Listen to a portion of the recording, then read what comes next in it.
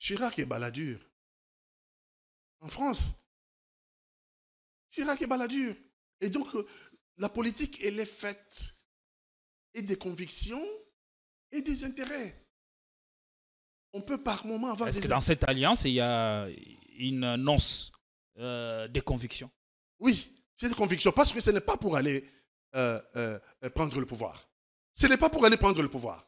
C'est pour empêcher l'individu de devenir président de la République. Mais les politiciens se réunissent pour rien. Évidemment, si nous n'avons pas de président de la République à vie, ça veut dire que le champ démocratique est ouvert. Si vous voulez, ça veut dire que le champ démocratique est ouvert et que chacun a sa chance. La politique, c'est aussi des ambitions. Il faut savoir aussi gérer des ambitions. On ne veut pas un président à vie qui ferait qu'il ne peut plus avoir d'autres ambitions au niveau de la présidence de la République. Lui, il y est et il y reste à vie. Non. Non. C'est pour ça que nous nous mettons tous ensemble pour qu'il n'y ait pas de président de la République à vie en République démocratique du Congo. Et dès lors que nous n'avons pas de président de la République à vie, le champ démocratique va permettre l'élection présidentielle où il y aurait des candidats, où celui qui aura la chance d'être élu soit élu. Il y a l'AMIBA qui n'a pas pu être relevé. Mais ça aussi, qui bloquerait encore. Les sorciers. Les sorciers. Les Kananga. Oui. Les sorciers qui bloquent la route Kalambambouji. Les sorciers. Il ne faut pas rigoler. C'est pas possible. Il s'agit de notre pays. Est-ce que nous sommes conscients de ce que nous disons? C'est les sorciers qui bloquent la route de Kalambambouji. Ce sont les sorciers.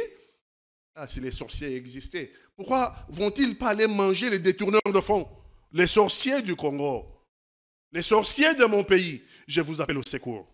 Je vous appelle au secours pour libérer notre pays des voleurs des deniers publics. Si ces sorciers-là pouvaient m'écouter, c'est vers les voleurs qu'ils s'étendraient là-bas pour leur ôter la vie. Si les sorciers pouvaient m'écouter, c'est tout simplement ridicule. Momoseka, les Tokomaka légende, la 3.5, 4.5, to 5.5 $, signature Yalibela et Tikali, inoubliable, avec le wax de Maman Moseka. Coucou, je suis Tendela, ambassadrice des chaises d'amour. Fini les événements avec des chaises qui ne ressemblent à rien. Fini les fêtes ou le deuil avec des chaises qui ne nous honorent pas. Fini les décorations avec des chaises de l'humiliation. Venez vous procurer les plus belles chaises de la capitale à petit prix.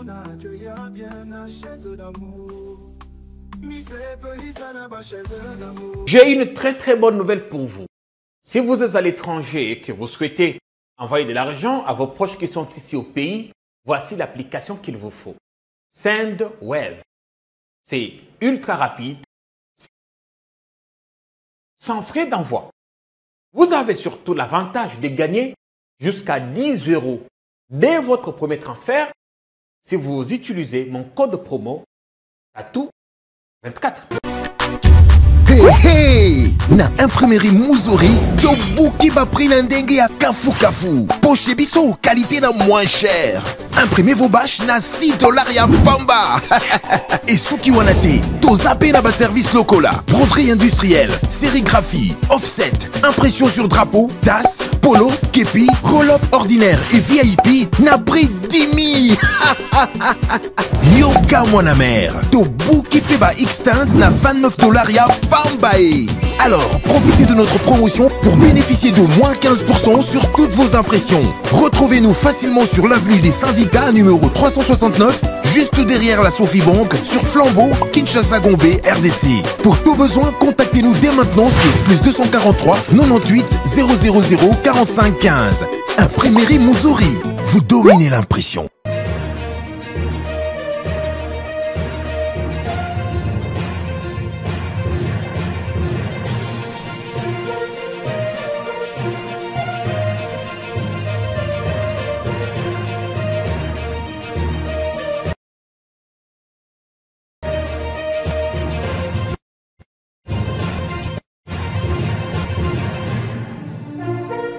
Le sourire que nous gardons, c'est pour un espoir et pour des lendemains meilleurs.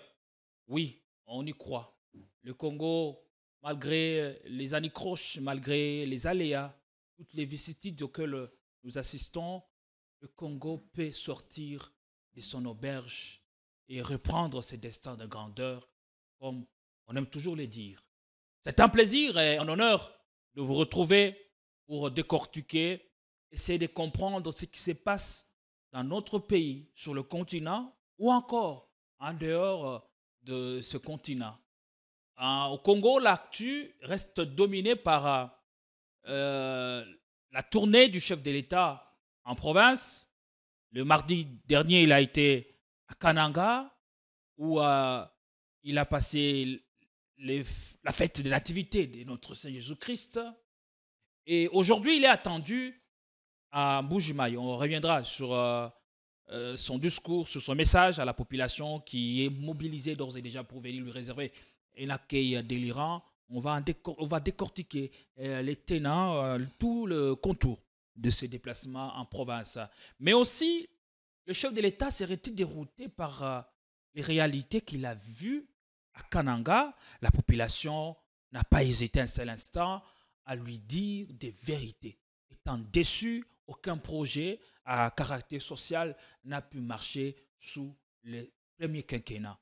L'occasion pour cette population laissée pour compte d'interpeller les premiers des citoyens, et il a réservé une réponse quant à ce. On parlera de cette rencontre promettrice pour les uns, mais aussi dangereuse pour les autres.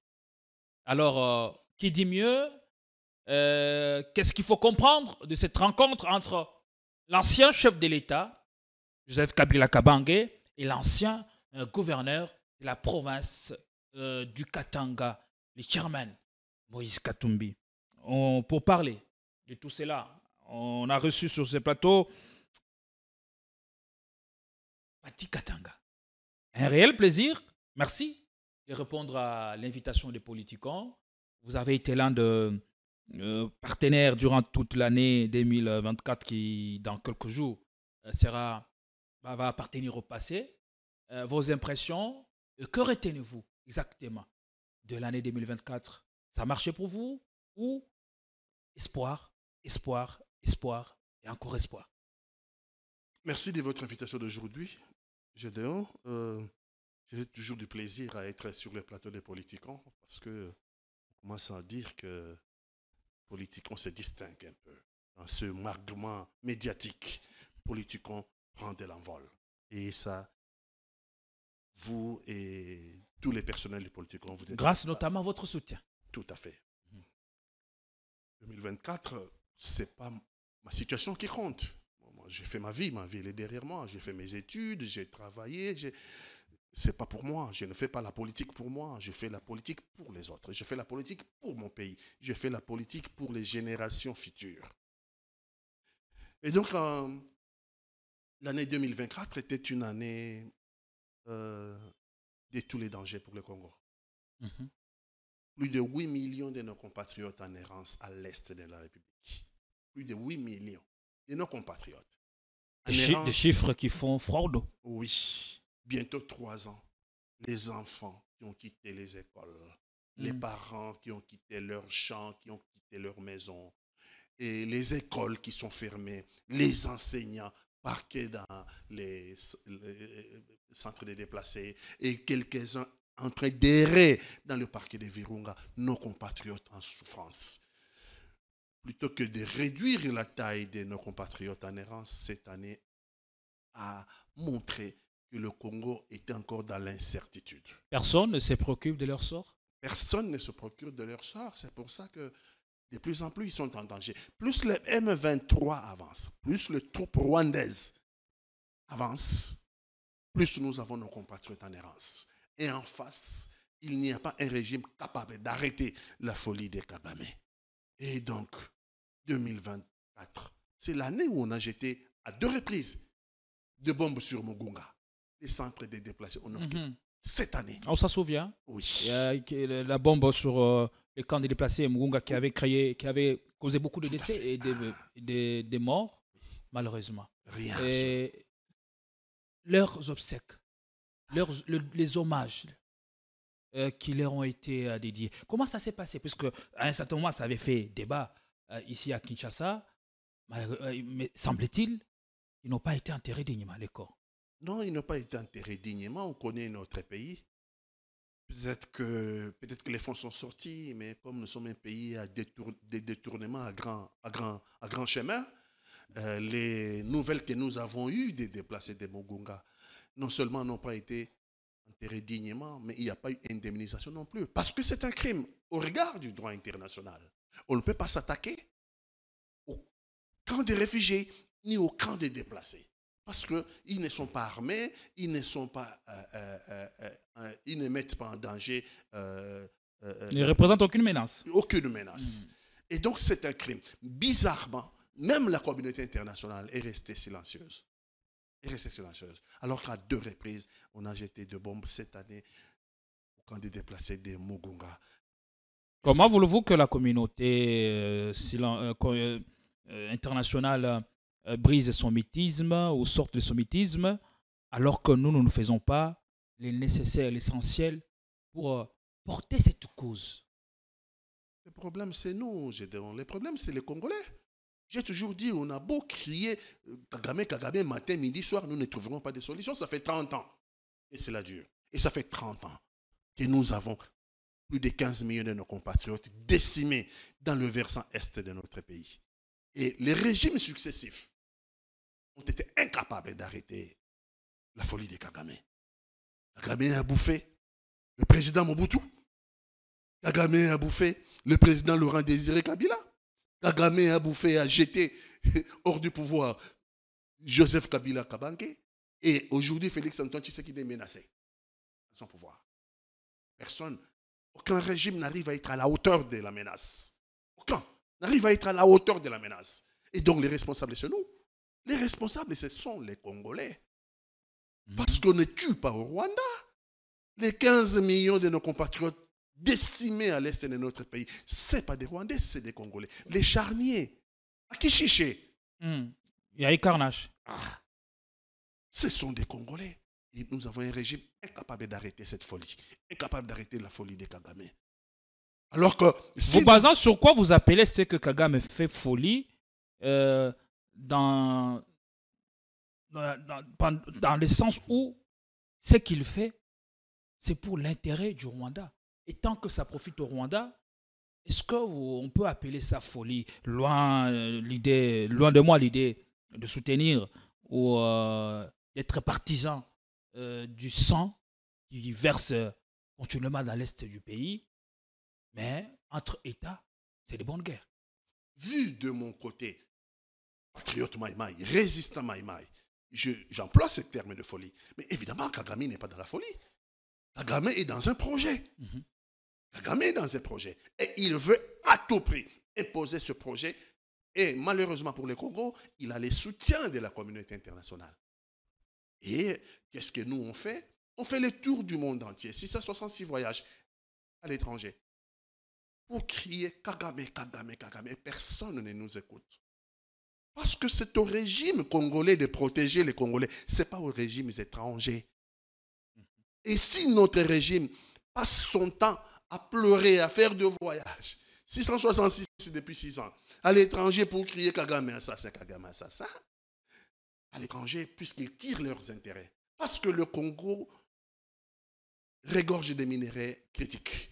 Parce que le Congo regorge des minéraux stratégiques. Et ce puissance, chez qui le régime de Kinshasa va pleurnicher tout le matin, matin, midi, soir, ces régimes-là soutiennent le régime de Kigali.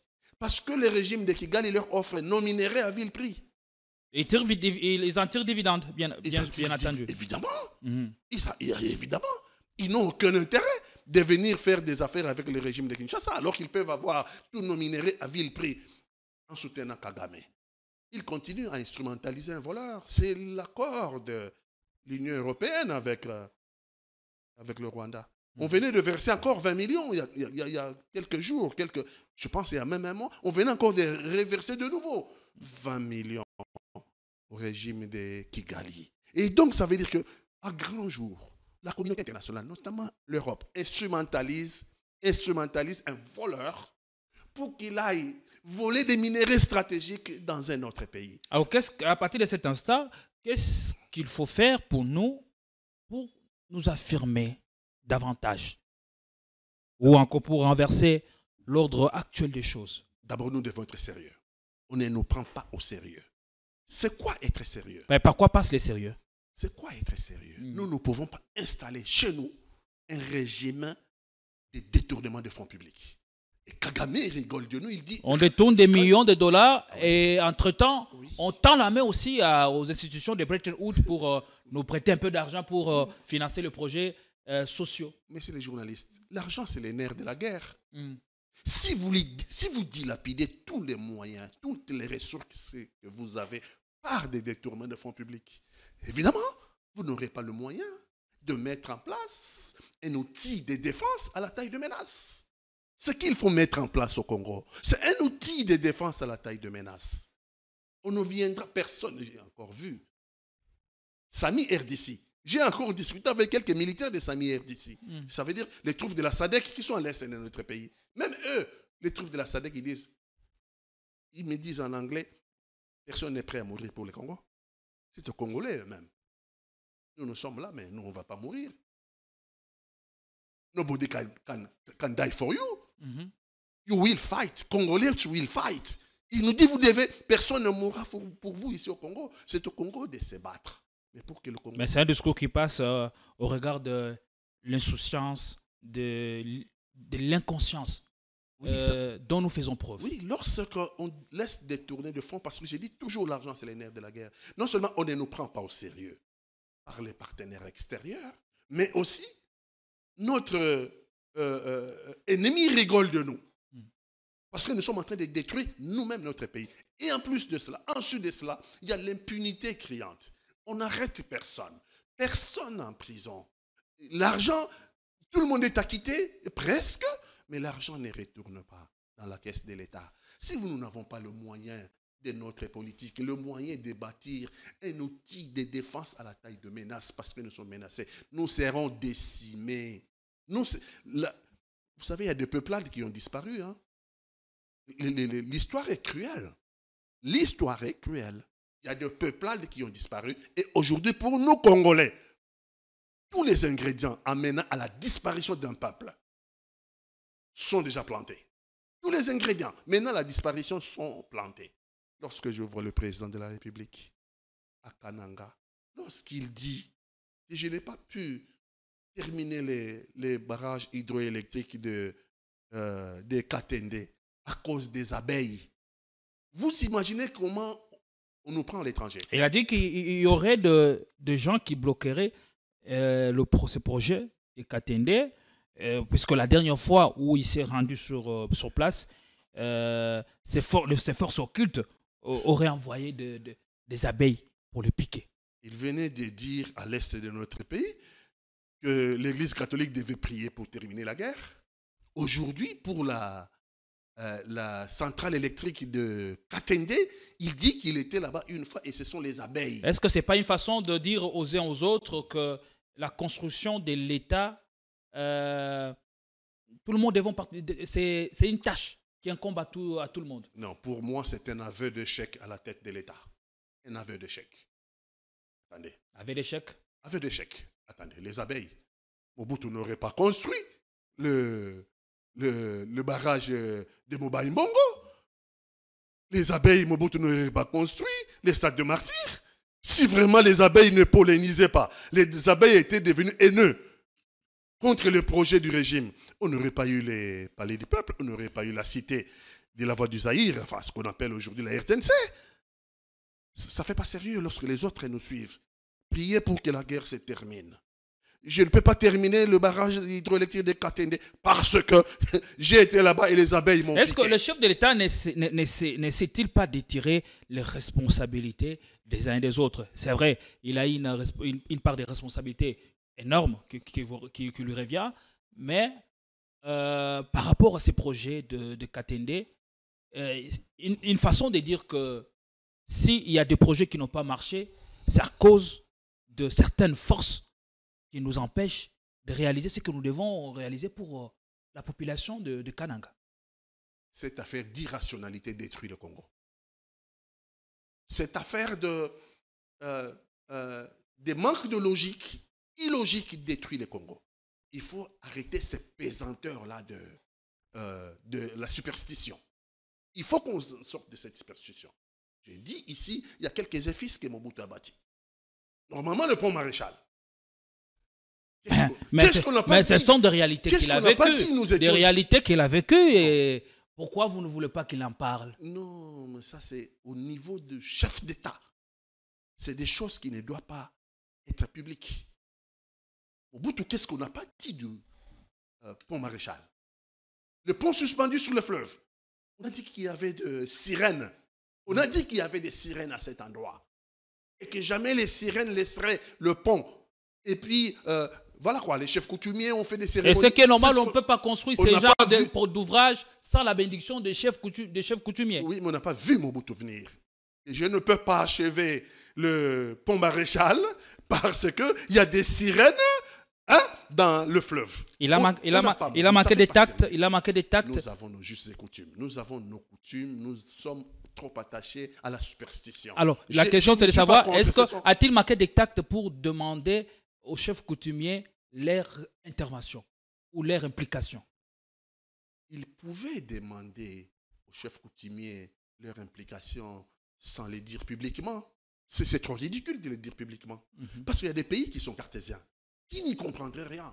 Okay. Il y a des partenaires à nous qui sont platoniques, qui sont cartésiens, qui ne nous comprendraient pas. Ça peut rester dans notre propre cuisine interne. Au bout aussi pour le pont sur le fleuve. Oui, j'imagine que les chefs coutumiers ont fait des cérémonies. Il ne faut pas crier que c'est ça le frein. C'est ça qui nous freine pour ne pas terminer le pont Maréchal. Mobutu n'a pas crié comme ça. Et pourtant, il y a eu des cérémonies. C'est ridicule tout simplement pour nous. Parce qu'il y en a qui peuvent dire, et je pense qu'ils ont raison. Non, ça c'est un faux fuyant. C'est quoi un président de la République qui dit qu'il faut faire des prières pour terminer la guerre? C'est quoi un président de la République qui dit je ne peux pas terminer la centrale hydroélectrique? À part Katende, il y a électricité, il y a manque d'eau potable dans la ville de Kananga. La population est en train de quitter au jour le jour cette contrée pour des zones où on peut trouver un abri. Il y a l'Amiba qui n'a pas pu être relevé. Mais ça aussi, qui bloquerait encore. Les sorciers. Les sorciers. De Kananga. Oui. Les sorciers qui bloquent la route Kalambambouji. Les sorciers. Il ne faut pas rigoler. C'est pas possible. Il s'agit de notre pays. Est-ce que nous sommes conscients de ce que nous disons? C'est les sorciers qui bloquent la route de Kalambambouji. Ce sont les sorciers. Ah, si les sorciers existaient, pourquoi vont-ils pas aller manger les détourneurs de fonds? Les sorciers du Congo. Les sorciers de mon pays, je vous appelle au secours. Je vous appelle au secours pour libérer notre pays des voleurs des deniers publics. Si ces sorciers-là pouvaient m'écouter, c'est vers les voleurs qu'ils s'étendraient là-bas pour leur ôter la vie. Si les sorciers pouvaient m'écouter, c'est tout simplement ridicule. C'est tout simplement ridicule. Est-ce que quand on a un pouvoir organisé, on a un leadership éclairé, visionnaire, est-ce qu'on peut croire à tout ça? Les chefs coutumiers, des sorciers bloquer des projets et ce genre. Vous pensez que sous d'autres cieux, on ne croit pas? Ils ont leurs croyances. En Chine, on a Confucius. En Inde, on a Bouddha. Et on a en Europe et au Moyen-Orient, ils ont Jésus, ainsi de suite. Chaque peuple a son âme. Son âme repose sur ses croyances. Nous aussi, nous avons notre âme et notre âme repose sur nos croyances. Mais il ne faut pas que la superstition prenne le pas sur la logique. Il ne faut pas que la superstition arrive à dominer le cartésianisme. Il faut rester cartésien.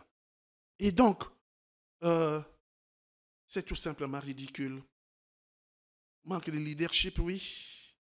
Le chef de l'État, avant ce discours-là, je ne sais pas s'il a une équipe qui peut lui dire que non, chef, devant le public, on ne dit pas ça. Mais la route Kalambambouji, la route de l'espoir.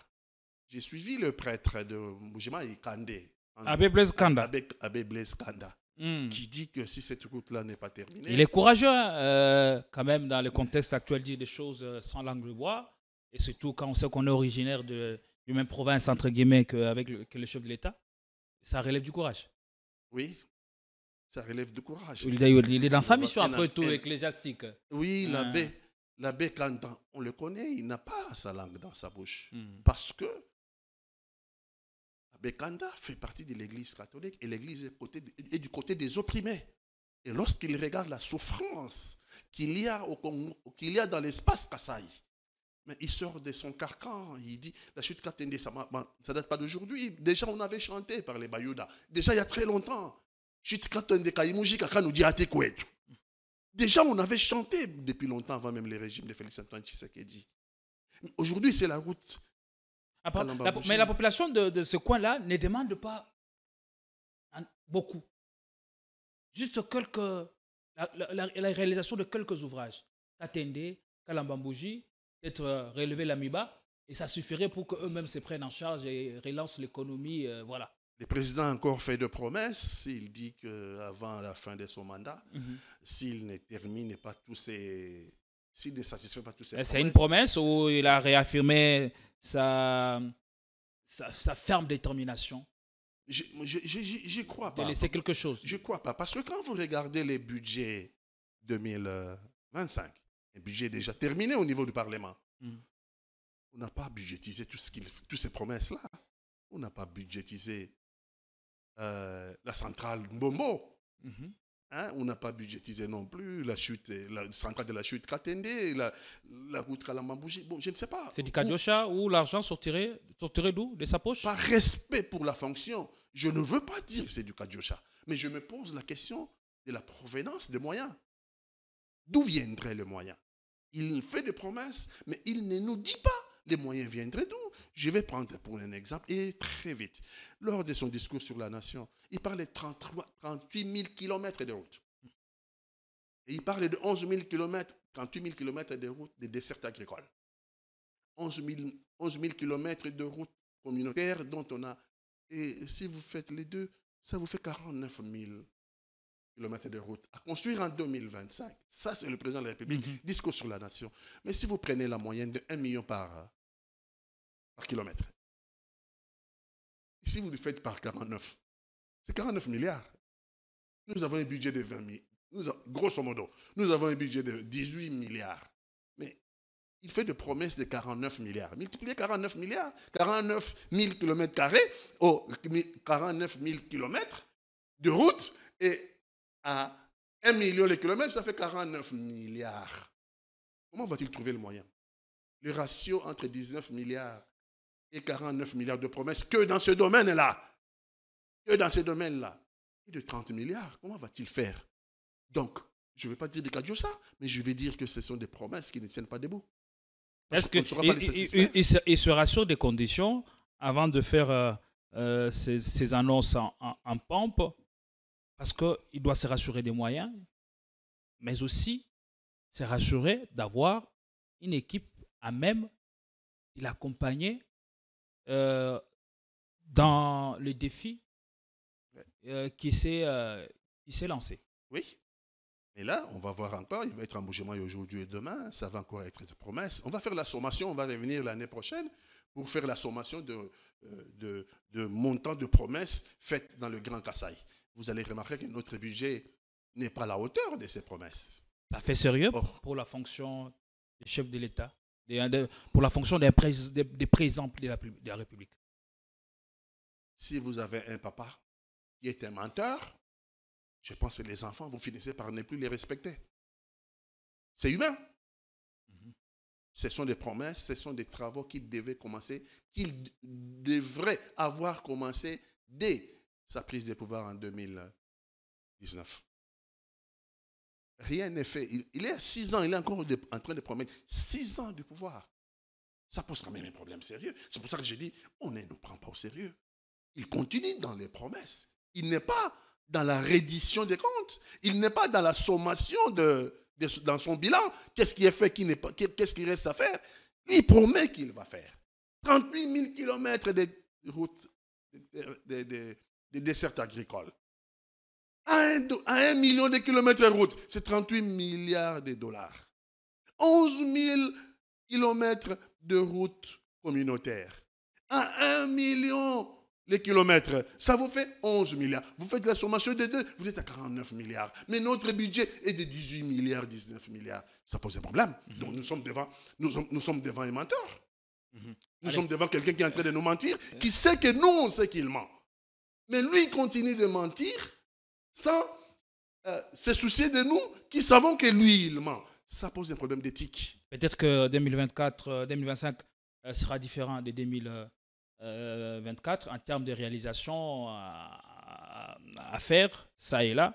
Mais on va prendre le discours du chef de l'État à l'occasion du 25 décembre, fête célébrant la nativité du Seigneur notre Saint Jésus-Christ.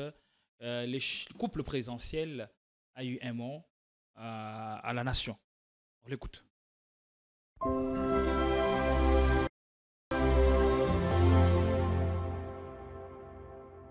Très chers compatriotes, je prends aujourd'hui la parole en cette période de la célébration de la Nativité afin qu'ensemble nous ayons à la fois un regard rétrospectif sur 2024 et une projection sur les perspectives de 2025.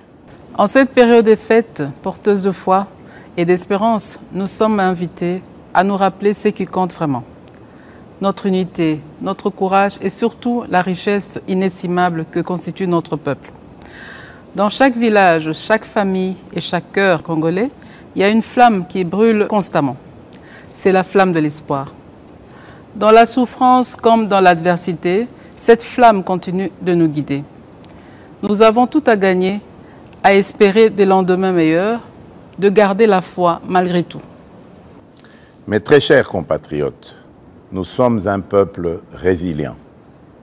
C'est ici l'occasion pour moi de saluer l'engagement et le travail exemplaire de nos héros du quotidien, notamment le personnel soignant qui continue à sauver des vies avec un dévouement admirable, nos enseignants qui forment les générations futures malgré des conditions souvent difficiles, à nos gardiens de la paix qui veillent à la sécurité de nos communautés avec courage et détermination. Votre contribution, en dépit des épreuves que nous avons traversées cette année, est une source d'inspiration pour nous tous. Grâce à vous, notre nation reste debout et avance. Nous vous en sommes profondément reconnaissants. L'année 2024 n'a pas été exempte de difficultés. À l'Est, nos compatriotes sont sous le coup d'une menace existentielle imposée par des forces d'agression. Les difficultés sociales pèsent lourdement sur de nombreuses familles et nos villes sont confrontées à l'insécurité urbaine et à des embouteillages qui testent au quotidien notre patience. À celles et ceux qui ont perdu des êtres chers, aux déplacés internes arrachés à leur foyer, aux valeureux patriotes résistants au Wazalendo et aux vaillants soldats qui, au péril de leur vie, défendent avec honneur notre souveraineté, nous exprimons toute notre compassion, notre profonde gratitude et notre immense respect.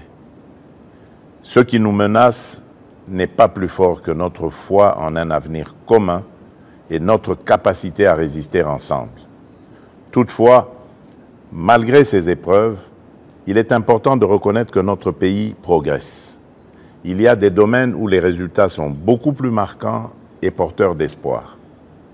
Par ailleurs, les efforts entrepris par le gouvernement, bien que parfois peu perceptibles, portent déjà leurs fruits. Pas à pas, nous nous relevons. En cette période, l'esprit de Noël réchauffe nos foyers à travers des gestes simples de partage et de solidarité. Voilà. Ce qui nous menace n'est pas plus fort que la foi que nous avons pour le lendemain meilleur, dit le chef de l'État dans cette vidéo de message à l'occasion de la Noël. Votre commentaire? Je pense qu'il dit une chose et son contraire au même moment. Il dit, le Congo fait face à une menace existentielle.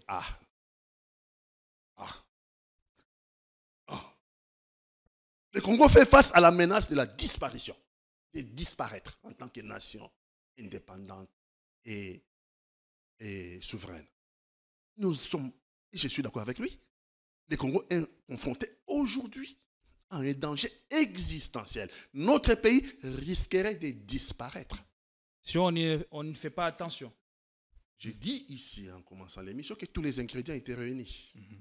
Tous les ingrédients. C'est à nous d'inverser les paradigmes. Mais à l'allure où les choses vont, je doute.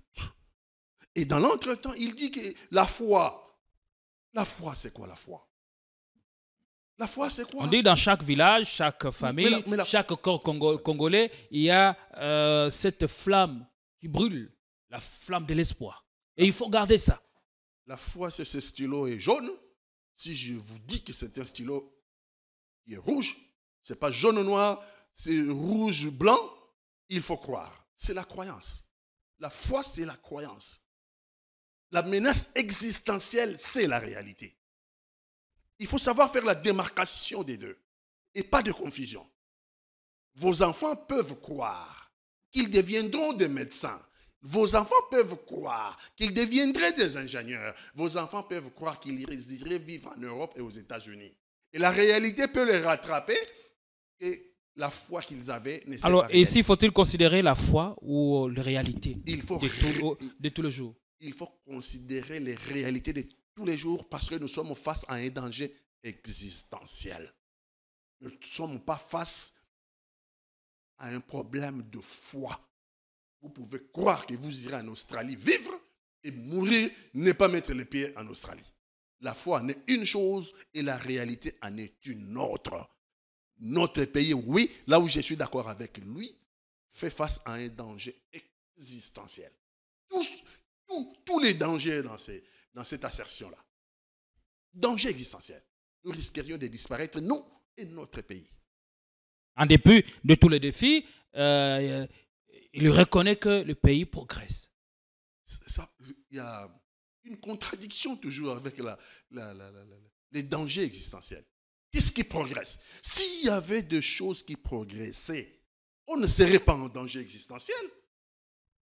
Danger existentiel, c'est le danger de disparaître, de ne plus exister. Et donc, si des choses avancent, je sais qu'il est bien outillé dans l'art de la contradiction. J'ai étudié tous ces discours depuis 2019. Il dit une chose et son contraire, et en permanence. Si nous sommes face à un danger existentiel, un danger qui peut faire que nous ne puissions plus exister demain après demain, dites-moi, qu'est-ce qui progresse? Ça veut dire que rien ne progresse. Oui, évidemment, individuellement, nous avons des garçons et filles, nos garçons et filles qui terminent des études. Hein? Nous avons garçons et filles qui trouvent un emploi. Nous avons des garçons et filles individuellement.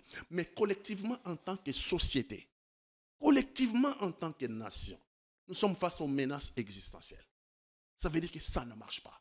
Il faut inverser les paradigmes pour que nous puissions exister, non seulement en tant que nation indépendante et souveraine, mais aussi pas comme un peuple esclave. Parce que vous pouvez exister dans l'esclavagisme. C'est ce qui pointe à nos oreilles. Nous avons plusieurs schémas de la disparition. Soit on peut faire de nous des esclaves. Les pays à la croisée des chemins, bien évidemment. Oui. Et donc, le président de la République, il ne peut pas dire que nous sommes en face d'un danger existentiel. Et de l'autre côté, dire beaucoup de choses sont faites, nous sommes en train d'avancer. Non. Est-ce que ce n'est pas un peu trop le juger maintenant? Comme il a dit à Kananga, il ne comprend pas comment ses frères de sang peuvent déjà commencer à exiger autant de choses alors qu'il n'a même pas encore une année depuis sa réélection à la tête du pays. Nous avons un problème d'approche du pouvoir. Nous avons sérieusement un problème d'approche du pouvoir. Félix Antoine Tshisekedi est au pouvoir depuis 1 an. Depuis sa réélection, bien sûr. Mais nous parlons de quoi là? Nous parlons de quoi? Mais nous marchons la tête en bas, les pieds en l'air. Ça fait 6 ans qu'il est là. Aucun peuple cartésien ne comprendrait ce que nous sommes en train de dire au Congo. C'est ce qu'il a dit à la population de Kananga. Enfin bon, c'est ce qu'il a dit. Est-ce que ce qu'il a dit est vrai? Non, ce qu'il a dit est faux. Il n'est pas là depuis 1 an. Il est là depuis 6 ans. S'il doit faire son bilan à la tête de notre pays, c'est au bout de 6 années, non? Au nom de quoi? Il feint d'oublier les 5 ans passés. Au nom de quoi? Quand il faisait le voyage. C'est avec le moyen de l'État. C'est un nouveau mandat. Nous sommes dans un nouveau mandat.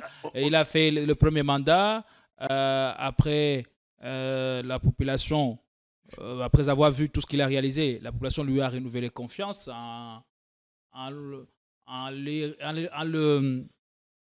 donnant encore un suffrage. Si nos compatriotes du Kasaï sont aussi intransigeants à son égard, c'est parce que nos compatriotes de Kasaï ont compris qu'il a fait 6 ans au pouvoir. Ils n'ont pas la même approche, la même analyse. Non, ils ne l'ont pas jugé sur... Non, pas sur une année. S'il dit que ça l'étonne que les frères, ses propres frères du Kasaï, soient aussi intransigeants alors qu'il n'a fait qu'une année au pouvoir, il ne parle pas le même langage qu'avec eux. Il ne parle pas le même langage avec eux. Ils sont en train de juger les 6 ans. Lui parler d'une année. Je ne sais pas moi. Trouver la moyenne, hein? Moi, je ne sais pas. Nos compatriotes du Grand Kasaï jugent son œuvre depuis 6 ans à la tête de notre pays. C'est ce que le président de la République devait comprendre. Il ne peut pas dissocier le premier mandat du deuxième mandat. C'est la continuité de l'État et c'est lui qui est au sommet de l'État depuis 6 ans. Il n'y a pas de césure. Il n'y a pas de césure entre les deux mandats. C'est son œuvre qui continue depuis 6 ans. Et nos compatriotes du Kasaï ont raison d'être intransigeants parce qu'ils ne voient rien depuis 6 ans. Pas depuis une année. Ils ne voient rien depuis 6 ans. Le président de la République devait écouter. Il devait écouter tout le monde. Il ne devait pas penser que ce qui lui vient dans son esprit, c'est ça la vérité. Non, il devait écouter tous les Congolais, tous nos compatriotes, du Kasaï comme d'ailleurs, de l'opposition comme de la majorité. Nous ne sommes pas là pour détruire. Et à partir de quel moment il est au courant qu'il y a eu blocage, que le projet de Katanda est bloqué par le chef coutumier, que la route de Kalambambouji, les fonds destinés à la construction de cette route ont été aussi détournés? À partir de quel moment il s'en est rendu compte? Est-ce que c'est lors de son atterrissage à Kananga qui s'est connecté à cette réalité, ou depuis longtemps? Et si c'est depuis longtemps, où est-ce qu'il était depuis tout ce temps pour trouver des sanctions? Sanctionner ceux qui seraient impliqués qui seraient dans le présumé détournement et les traduire en justice et qu'ils répondent de leurs actes. Quand est-ce qu'il a pris conscience? Quand est-ce qu'il a été en contact que les choses ne marchaient pas? Je ne sais pas.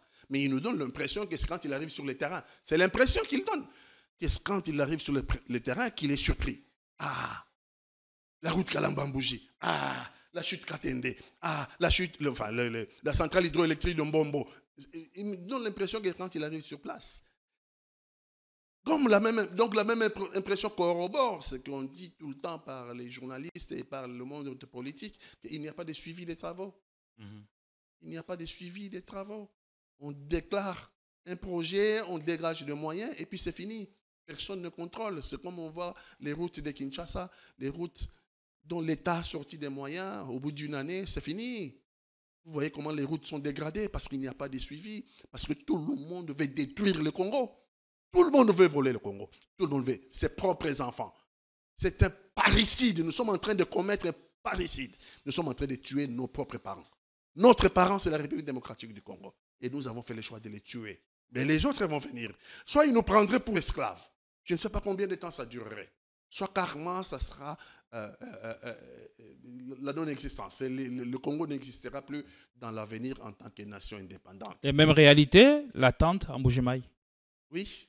Ça ne sera pas différent de ces deux villes sœurs, Kananga et Mbuji-Mayi. Mbuji-Mayi encore pire. C'est la ville des ravins, non? C'est la ville où il n'y a pas de route, non? Mais c'est la ville qui, depuis l'État belge, avait l'AMIBA. Et l'AMIBA ne demande qu'à être relancée. J'entends qu'on a donné tel million, on a détourné de millions, on a détourné de millions. MIBA n'a même pas besoin de 100 millions de dollars. MIBA a peut-être besoin de ça pour relancer la MIBA. MIBA, c'est... Il y a eu une première phase, je ne sais pas si elle avait été évaluée à quel taux d'exécution. Et la deuxième phase coûterait combien presque au trésor de l'État? Moi, je ne sais pas, mais toutes les évaluations faites nous disent que à moins de 100 millions de dollars, on relance MIBA. Moins de 100 millions. Moins de 100 millions de dollars. C'est moins ce qu'on détourne à Kinshasa. On détourne 600 millions. On détourne pour RAM. 800 millions. Je ne sais pas, moi. Enfin, ça dépasse tout entendement. Ça dépasse tout entendement. Il n'y a aucun. L'impunité garantie. On n'a arrêté personne et personne n'est en prison. Et ceux qui avaient été arrêtés sont tous aujourd'hui acquittés. Mais l'argent n'est pas rentré dans la caisse de l'État. Ça affaiblit l'État. Ça affaiblit les institutions. Ça nous discrédite auprès de la communauté internationale. Que nous ne sommes pas sérieux. Un jour, je suis à Goma, je vais aller vite fait. Un jour, je suis à Goma, je me pointe à la petite barrière. Quand j'arrive à la petite barrière, je vois en face, côté Rwanda, on a construit un bâtiment, un pan neuf de l'immigration.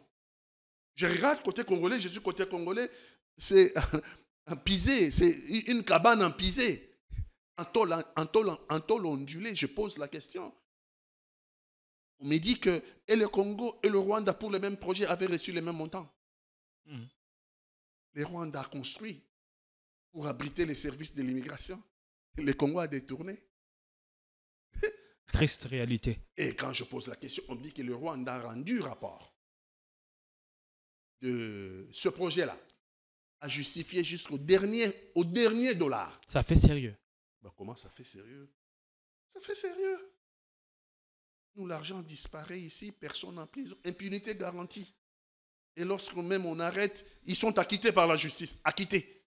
Et donc, l'argent a pris l'avion, l'argent est allé demander asile en France. Est-ce qu'on peut espérer du passage du chef de l'État en province, précisément dans la région du Kasaï, partir de ces constats glaciaux pour voir de personnes impliquées être finalement inquiétées, ne serait-ce pour une fois par la justice?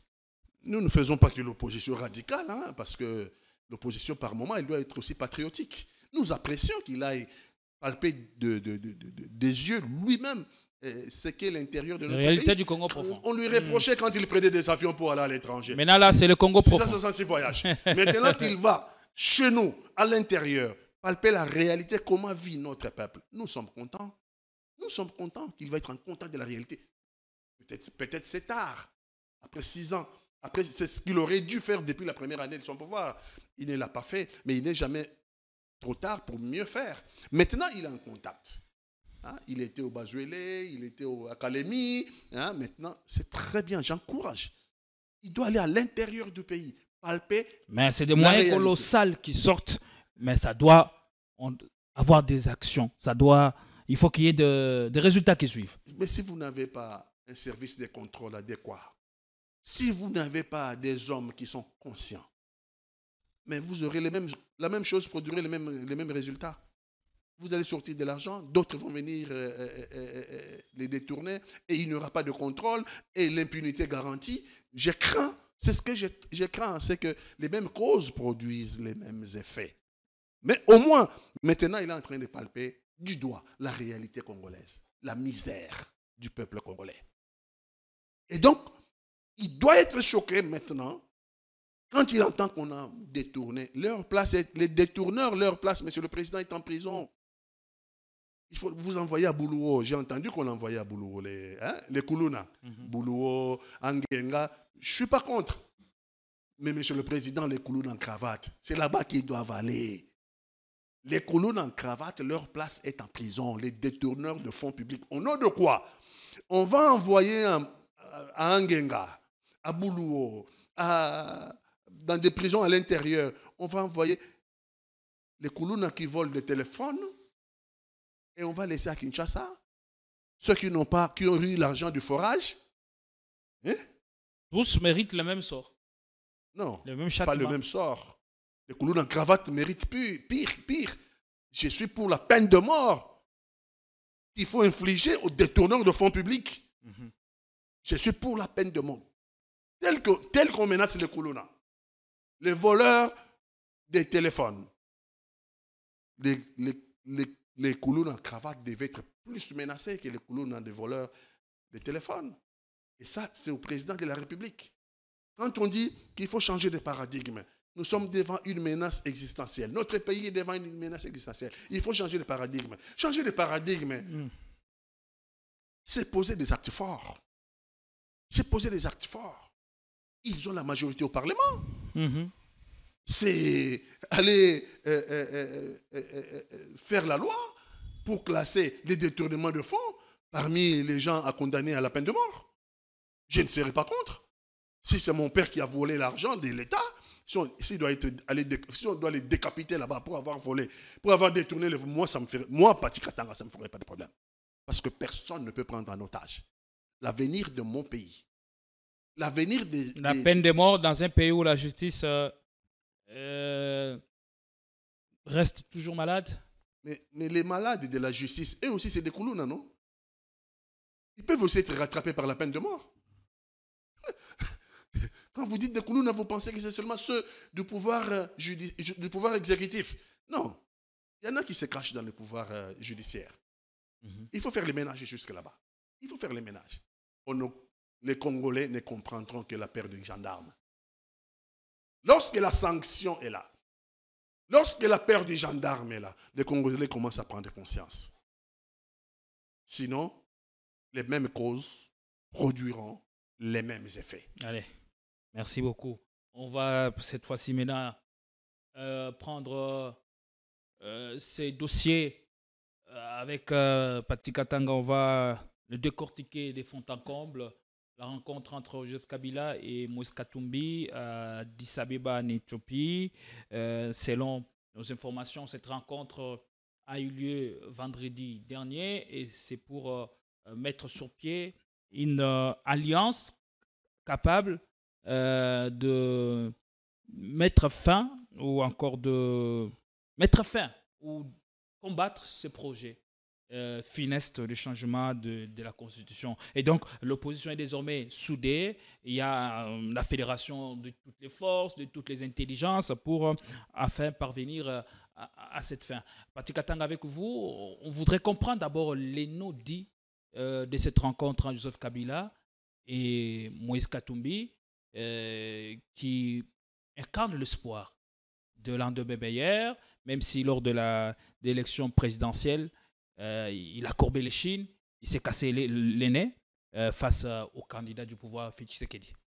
Il n'y a pas de non-dit. Depuis le début, depuis que le président de la République a jeté sous le pavé cette affaire de changement de constitution, nous nous sommes prononcés. Ensemble et ses alliés se sont prononcés contre, farouchement contre. PPRD et ses alliés se sont prononcés farouchement contre. Matata, farouchement contre. Martin Fayulu et Lamouka se sont prononcés farouchement contre. Les églises, la société civile se sont prononcées farouchement contre. Pourquoi? Mais parce que d'abord sur les principes, le président de la République donne l'impression que seul son sort lui importe. Il veut ces changements de constitution. On va peut-être rentrer dans les considérations juridiques après. Il veut ces changements de constitution pour convenance personnelle. C'est là que c'est immoral et c'est amoral. Pour son sort personnel, il est prêt à tout. Mais on a épinglé ici nos compatriotes, 8 millions en errance. 15 millions décimés à l'est de notre pays. Aujourd'hui, Boutembo est menacé. Boutembo est menacé. Aujourd'hui, à l'ouest de notre pays, nous avons les Mobondo. Mais on voit de plus en plus à travers les images qu'on nous balance sur les réseaux sociaux la montée en puissance des vaillantes forces armées. Oui, les Maïmaï. Oui, nous sommes la résistance. Je vais y dire un mot, on va venir. Mais je trace d'abord ce qu'est notre pays. Allez-y. Il veut faire un changement de constitution pour convenance personnelle. Pour lui, c'est là que c'est choquant. C'est là que c'est choquant. C'est pour ça que j'ai dit... C'est pas lui prêter des intentions gratuitement parce que nullement il n'a dit que ce changement de constitution c'est pour s'éterniser au pouvoir. Au contraire, c'est pour baliser les chemins et pour des générations futures qui vont en profiter. Monsieur le journaliste, on a fait que les Congolais soient affamés. Hein? Votre affamé n'a point d'oreille. OK? Mais il y en a encore des Congolais qui réfléchissent. Il y en a encore des Congolais qui réfléchissent. Malgré le ventre affamé. Heureusement. Il n'a pas à les dire. Les Congolais les perçoivent. Le peuple congolais le perçoit qu'il veut un changement de constitution pour convenance personnelle. Parce qu'il a fait campagne en 2018. il n'a pas parlé de constitution. Pire encore, avant lui, pendant Kabila, il était farouchement contre. Les images sont là. Il fait campagne en 2023. Il ne parlait pas de constitution. Il prête serment. Il parle de 6 axes. Dans les 6 axes, il n'y a pas de changement de constitution. Qu'est-ce qui explique subitement? Qu'est-ce qui explique subitement? Alors que nous sommes menacés. Il le dit lui-même. Dans notre existence en tant que nation, il vient nous fragiliser avec cette affaire de changement de constitution. Ce changement de constitution divise les Congolais. Alors que nous sommes déjà un pays fragile. Un pays où les troupes rwandaises sont à la porte de Butembo. Deuxième ville de la province du Nord Kivu. Où il y a des Mobondo qui menacent à l'ouest. Les Koulous n'en parlent pas. Les problèmes sociaux, il en a rencontré à Kananga. Qu'est-ce qui fait subitement? Lui, il nous amène dans le changement des constitutions. Est-ce que la gestion que nous avons vue depuis 6 ans à la tête du pays, est-ce que c'est la constitution qui lui a empêché? C'est la constitution qui l'a envoyé dans ses escapades. Dans cette alliance Kabila-Katumbi, c'est pour bloquer ces projets. C'est pour consolider l'opposition. Et aujourd'hui, nous avons vu Kabila Katumbi. Il y a 2 semaines, on avait vu Katumbi et Fayulu. Katumbi et Fayulu. C'est une dynamique qui est née avec la société civile. Jusqu'où irait ces dynamiques qu'on voit ça et là? La constitution congolaise, aujourd'hui, ne pose pas problème. Il n'y a pas d'opportunité aujourd'hui pour changer de constitution. Mais je vais dire un conseil au président de la République, aussi au mien, l'opposition, notamment à Joseph Kabila et à Martin Fayulu et à Moïse Katumbi. Je vais commencer par le président de la République. Monsieur le Président, on peut se tromper. On peut se tromper, c'est humain. Les latinistes disent errare humane est. On peut se tromper. Perseverare diabolicum. Vous pouvez retirer ce projet. Vous pouvez tout simplement retirer ce projet de changement. Ça vous grandirait. Ça vous grandirait, Monsieur le Président de la République, parce que ce projet de changement est une bombe à retardement pour la société congolaise, est une bombe à retardement pour notre pays. Je pense, moi, vraiment, humblement, vous demander de retirer le projet de changement de constitution. Au mien, dans l'opposition, je vais dire que l'opposition radicale, c'est ce que nous avons toujours fait. Mais on peut aussi faire un mariage entre l'opposition radicale et l'opposition patriotique. Est-ce qu'on peut aussi dire que la révision constitutionnelle, elle est garantie par la Constitution et elle est constitutionnelle? S'il y a 3 articles, que Félix Antoine Tshisekedi voudrait réviser, des articles révisables. Pour l'intérêt supérieur. Pourquoi nous serions-nous contre? Parce que la révision constitutionnelle est constitutionnelle.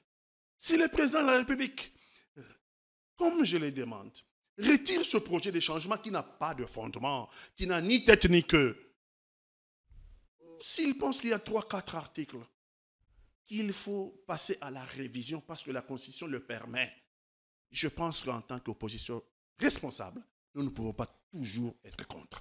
La question, vous n'avez pas répondu. Jusqu'où irait toutes ces dynamiques qui sont en train de naître ces derniers temps comme des champignons depuis l'annonce de ce projet du changement de la Constitution? Est-ce qu'on peut s'accorder à dire que c'est ce projet qui unit l'opposition politique congolaise et après,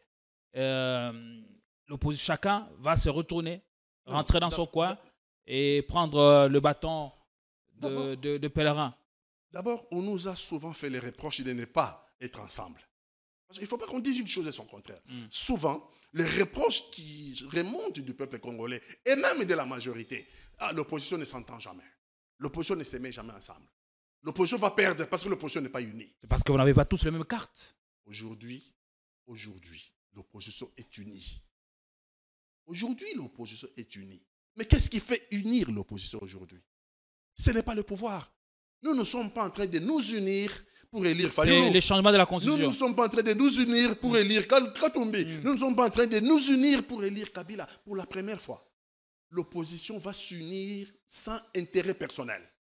Sans intérêt personnel, juste pour sauver la nation. Il y a intérêt aussi, parce Non. que une fois la Constitution Non. être changée, ils verraient tous leurs intérêts j'ai couler à L'intérêt- flot, L'intérêt, c'est de couler, sauver. aller à l'eau, et là, on se réunit, Non. pas parce qu'on a marre de...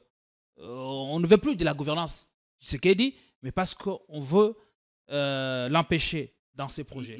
L'intérêt de l'opposition unie aujourd'hui, ce n'est pas pour qu'un individu prenne la place de Félix Tshisekedi. C'est pour sauver la nation, pour que jamais on ait un président à vie. Nous avons dit non à Mobutu. On a dit non quand Joseph Kabila a eu ses velléités. Au nom de quoi quelqu'un voudrait rester président de la République à vie? Parce que la temporalité, dans ce projet de changement de constitution, nous la connaissons, la temporalité. Et où étiez-vous depuis tout ce temps pour vous lever contre la gouvernance? Parce que vous l'avez dit ici, la gouvernance est merdique, c'est depuis 6 ans. Et pourquoi c'est maintenant? C'est parce que vous voyez vos intérêts être menacés peut-être par les changements de la Constitution. Tous les jours, nous avons dénoncé la gouvernance du président Félix Antoine Tshisekedi. Nous disons toujours que le Congo n'a pas un problème constitutionnel, le Congo a un problème de gouvernance. Nous avons dénoncé, pendant la campagne électorale en 2023, nous avons dénoncé. Mais aujourd'hui, notre pays... Mais jamais vous êtes mis ensemble. Mais parce que nous sommes républicains. Si chacun pense qu'il peut prendre sa liberté, sa liberté est aussi garantie. Vous n'allez pas mettre les gens ensemble de force parce que il y a aussi un jeu d'intérêt, il faut se le dire. Il y a aussi un jeu d'intérêt parce que la politique, on ne peut pas dire que les intérêts sont loin. Mais aujourd'hui, c'est sans intérêt individuel pour Fayulu, sans intérêt individuel pour Joseph Kabila, sans intérêt individuel pour Moïse Katumbi. Nous nous sommes mis tous ensemble pour faire échec à un projet qui veut maintenir quelqu'un comme président à vie en République démocratique du Congo. Ça, c'est inacceptable. Nous sommes rejoints par l'Église, nous sommes rejoints par la société civile, force vive de la nation. Et c'est pour ça que j'ai demandé au président de la République, humblement, de retirer ce projet. De retirer ce projet de changement.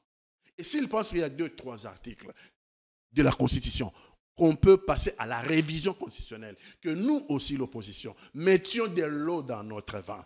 Parce que la révision constitutionnelle, elle est constitutionnelle et elle est permise. Nous sommes une opposition responsable. Moïse Katumbi, que Kabila a traité de Judas Iscariote après la séparation, est-ce qu'a-t-il cessé de l'être pour aujourd'hui voir le chemin de deux personnalités amies hier s'est rencontrées?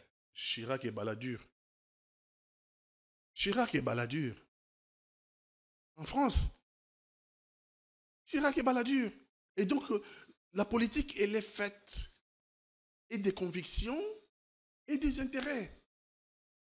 On peut par moment avoir Est-ce que dans cette alliance, il y a une annonce des convictions? Oui, c'est des convictions. Parce que ce n'est pas pour aller prendre le pouvoir. Ce n'est pas pour aller prendre le pouvoir. C'est pour empêcher l'individu de devenir président de la République. Mais les politiciens ne se réunissent pour rien. Évidemment, si nous n'avons pas de président de la République à vie, ça veut dire que le champ démocratique est ouvert. Si vous voulez, ça veut dire que le champ démocratique est ouvert et que chacun a sa chance. La politique, c'est aussi des ambitions. Il faut savoir aussi gérer des ambitions. On ne veut pas un président à vie qui ferait qu'il ne peut plus avoir d'autres ambitions au niveau de la présidence de la République. Lui, il y est et il y reste à vie. Non. Non. C'est pour ça que nous nous mettons tous ensemble pour qu'il n'y ait pas de président de la République à vie en République démocratique du Congo. Et dès lors que nous n'avons pas de président de la République à vie, le champ démocratique va permettre l'élection présidentielle où il y aurait des candidats, où celui qui aura la chance d'être élu soit élu. Ça paraît évident. Nous nous battons. Ce n'est pas pour nous.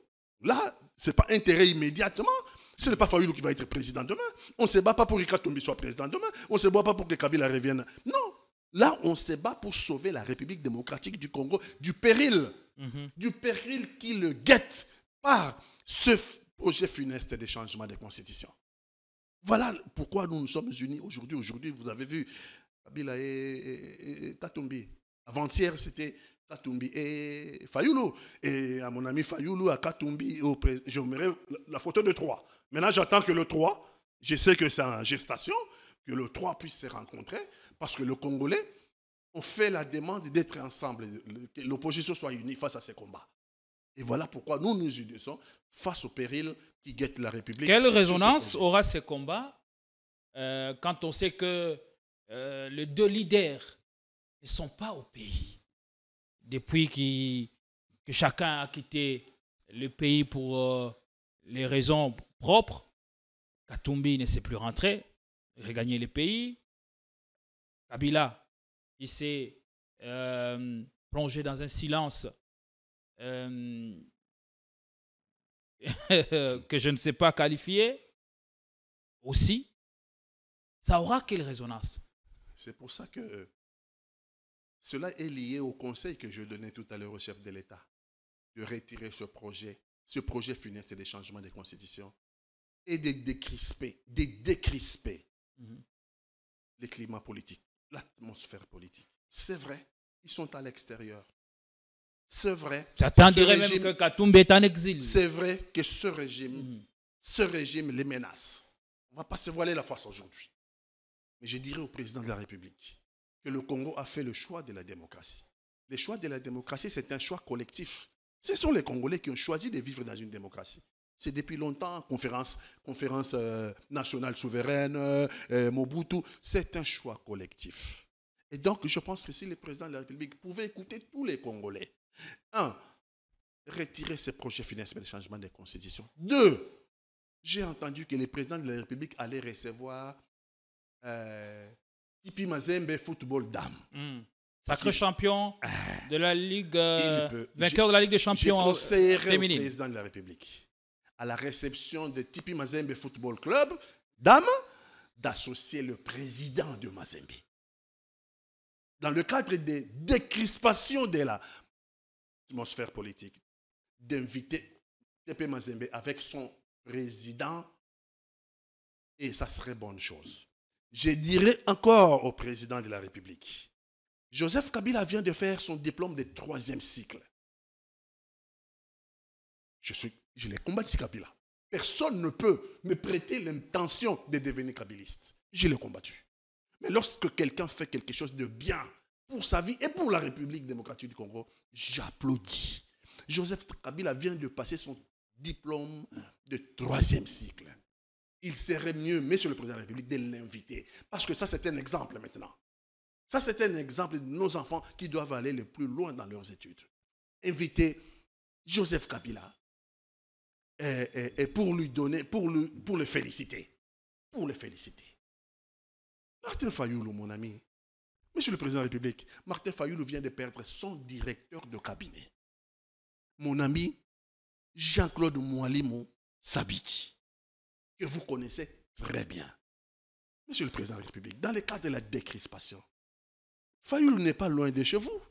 Vous pouvez même venir à pied lui rendre visite. Ils ne sont pas ennemis. Vous n'êtes pas des ennemis, vous avez d'ailleurs été des meilleurs amis. Nous le connaissons, nous sommes mieux placés. Mais allez quand même lui rendre visite pour avoir été éprouvé. Vous connaissiez Jean-Claude Moualimou. Marchez, vous êtes des voisins. Vous pouvez aller rendre visite à Martin Fayoulou pour décrisper. Il faut décrisper. Nous ne gagnerons le combat à l'Est que si nous sommes ensemble. Parmi les agrégats, parmi les conditions d'arrêter la folie des Kagame, comme je le qualifie, c'est que les Congolais doivent être aussi ensemble. C'est lorsque les Congolais sont ensemble qu'ils sont imbattables, qu'ils peuvent faire face. Nous avons connu, ce n'est pas la première guerre. Mobutu a connu des guerres ici. Les Congolais, les Zaïrois étaient ensemble. Et en ce moment-là, qu'est-ce qui devra nous unir? Est-ce que c'est les dangers qui nous guettent ou la vision? Nous devons avoir une vision de grandeur, une vision commune. Et je pense que ça serait simple de nous unir si nous avons une vision commune, des perspectives communes pour ce grand pays.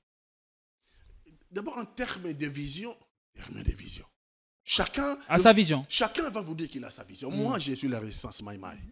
Nous sommes en train de résister là-bas avec la partie militaire de Maïmaï, les Wazalendo. C'est ça notre vision, qu'aucun envahisseur ne vienne prendre 1 mm² de notre terre. C'est pour ça qu'ils se battent là-bas. Et si parmi les Congolais, il y a ceux qui ne sont pas dans cette vision, qui sont dans un autre projet de précipiter la balkanisation presque du pays, on fait comment? On se réunit toujours parce qu'on a besoin de l'unité. Non, s'il y en a qui pensent qu'ils peuvent vendre leur âme au diable pour balkaniser la République démocratique du Congo, je pense que ce serait une infime minorité de Congolais et les grands Congos, tous les Congolais se mettront contre lui, ou contre eux, ou contre elle. Donc ça, ce n'est pas... Mais d'abord, il faut que chacun ait une vision. Et je pense que Fayulu a une vision, pardon. Katumbi a une vision. Kabila a une vision. Le président de la République dit toujours ma vision. Je pense qu'il a la sienne aussi. Je dois l'accepter. La résistance Maïma, il a sa vision. Et donc, vision, il existe. Mais pour qu'on donne une image on doit jongler à ceux qui toutes ces visions. Pour qu'on donne une image à ceux qui nous agressent, nous devons être un pays cohérent, un pays qui se parle, un pays qui ne se regarde pas en chien de faïence. Il faut éviter des projets de loi sans tête ni queue qui divisent le pays. C'est pour ça que j'ai demandé au président de la République non seulement de retirer ce projet de changement de constitution, et j'ai demandé à l'opposition aussi d'accepter que la révision constitutionnelle est constitutionnelle. Si ce sont 3-4 lois, 4 articles que le président de la République veut amener à la révision, si c'est permis par la Constitution, nous devons rester républicains. Et j'ai dit au président de la République de recevoir Fayulu, de recevoir Katumbi, de recevoir Kabila, pour que nous montrions à l'étranger que nous sommes un pays qui se parle. Nous ne sommes pas un pays d'ennemis. Nous appartenons à la même communauté nationale. Nous ne sommes pas des ennemis. Mais cette atmosphère, pour être décrispée, c'est la responsabilité du président de la République. Merci beaucoup, Pati Katanga. Merci d'être venu. Meilleurs vœux déjà pour 2024. Nous vous souhaitons beaucoup de force, beaucoup de longévité, santé surtout. Et que Dieu vous bénisse dans toutes vos entreprises pour l'an 2024. Un dernier mot, message de vœux à tous ceux qui vous connaissent et à tous ceux qui nous suivent. Message de vœux, c'est un regret. Bon, on n'a pas eu le temps d'en parler. On en parlera l'année prochaine, mais c'est crucial pour la République démocratique du Congo. C'est le corridor de Lobito. On n'a pas eu l'occasion d'en parler. Ça fait parler de lui. En un mot, je vais dire, on doit savoir ces minéraux, nos minéraux critiques qui vont passer par ces corridors, qu'est-ce que le Congo va gagner? C'est le débat rationnel qu'on devait avoir aujourd'hui. C'est ce qu'il faut retenir en un mot de ce corridor de Lobito. Opacité totale. Le gouvernement n'a pas communiqué. Le président de la République, dans son itinérance, il ne communique pas. Vite fait, on a terminé. Comment se fait qu'une puissance qui soutient notre ennemi, Kagame est le produit des États-Unis. Et tous les rapports depuis 2001, avant même l'arrivée de Félix Antoine Tshisekedi au pouvoir, tous les rapports indexent les Rwandais sur la régression au Congo. Depuis 2001, j'ai dit bien, ça fait 23 ans que ça dure, 24 ans bientôt. Tous les rapports des Nations Unies, tous les rapports des experts européens, tous les rapports des experts américains, c'est les Rwandais. Toutes les guerres successives que nous avons eues sont rapportées dans des rapports qui dorment à l'ONU, qui dorment à Washington, à Paris. C'est le Rwanda qui a toujours agressé la République démocratique du Congo avec la bénédiction de l'Occident, notamment en tête les États-Unis. La question que peuvent se poser les Congolais et que les Congolais se posent. Comment se fait que le pays qui soutient notre ennemi arrive ici pour nous imposer un corridor par lequel doit passer nos minéraux critiques? Sans lui poser les conditions. Sans que nous ne posions la condition sine qua non. Mais nous sommes prêts à négocier ce corridor. La condition sine qua non, vous arrêtez votre Kagame. Vous prenez des sanctions parce qu'il y a des rapports depuis 2001 que c'est le Rwanda qui agresse le Congo. Nous attendons de vous de nous montrer que vous êtes de notre côté en prenant des sanctions contre le Rwanda. C'est à ce moment-là qu'on pourrait négocier après si on posait des lignes rouges. Bon, maintenant, nous avons vu les images qui ressemblent plus aux images dégradantes de l'époque de l'esclavage aux États-Unis, où un maître est devant ses sujets. Et on ne sait pas qu'est-ce qu'ils ont signé. Oui, on en parlera. Le Congo va gagner quoi dans cette histoire de... Il faut qu'on dise aux Congolais, les Congolais vont gagner quoi dans l'exportation de ces minéraux critiques par les corridors. Parce que ce n'est pas un projet de faible ampleur. Non. Ouais. C'est un projet d'envergure. Et qui deviendra en ce moment-là le port de Lobito. Parce que nous allons construire un port en eau profonde, à Banana. Ça reste un projet, mais, oui. Mais entre-temps, le port Mais si nos minéraux à l'ouest passent par les versants atlantiques pour aller aux États-Unis, corridor de Lobito. Si les minéraux à l'est passent par l'Ouganda, en grande partie à l'Angola et non à la RDC. Si à l'est là-bas, nos minéraux de l'est passent par l'Ouganda, comme on a vu Museveni qui disait qu'il viendra construire des routes en République démocratique du Congo pour exporter nos minéraux. C'est l'Angola qui gagnera. Il faut que le régime nous dise qui gagnera beaucoup. Alors que la RDC, c'est un pays pourvoyeur. Oui, il faut que le régime nous explique. Voilà, votre dernier mot, on va se quitter. Et mon dernier mot, c'est aussi souhaiter bonne année à tous les Congolais malgré nos souffrances. Bonne année. Le chef a dit, il faut garder l'espoir, la flamme de l'espoir. L'espoir est là. L'espoir est là. Mais l'espérance est mieux. L'espérance est mieux. Et bonne année à tous. On a déjà passé Noël. Bonne année à tous les Congolais qui nous suivent, qui nous ont suivis toute l'année, de l'intérieur, de Kinshasa, de l'extérieur, de la diaspora. On leur dit de tenir. La République démocratique du Congo est notre patrimoine commun. Et nous n'avons pas un autre pays. Et nous n'allons jamais abandonner. Nous disons au pouvoir, au président de la République, de tenir compte des conseils que je viens de donner ici. À mes amis de l'opposition, longue vie, nous sommes au combat, nous ne reculerons pas, mais si le projet est retiré, je pense que nous pouvons faire un geste aussi. S'il y a 2-3 articles de la Constitution que le président de la République veut bien réviser. La révision est constitutionnelle. Je pense que nous devrions à ce moment-là rester républicains. Merci beaucoup à toutes et à tous, à vous tous qui nous soutenez dans ce travail. Nous vous en remercions énormément. Encore meilleurs vœux. 2025 arrive à l'horizon et beaucoup de changements à retrouver sur votre chaîne Politico RDC dans cette nouvelle aventure qui pointe à l'horizon. Déjà, nous sommes en train de nous activer pour vous donner toujours ce qu'il y a de mieux, ce que vous méritez aussi.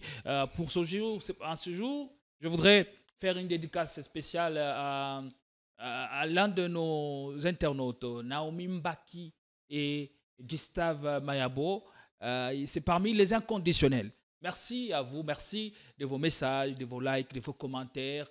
En tout cas, ça nous touche au fond et ça nous permet de parfois rectifier les tirs quand on juge la pertinence de tout ce que vous laissez comme suggestions et commentaires. Avec le même plaisir, nous fixons rendez-vous pour un autre jour.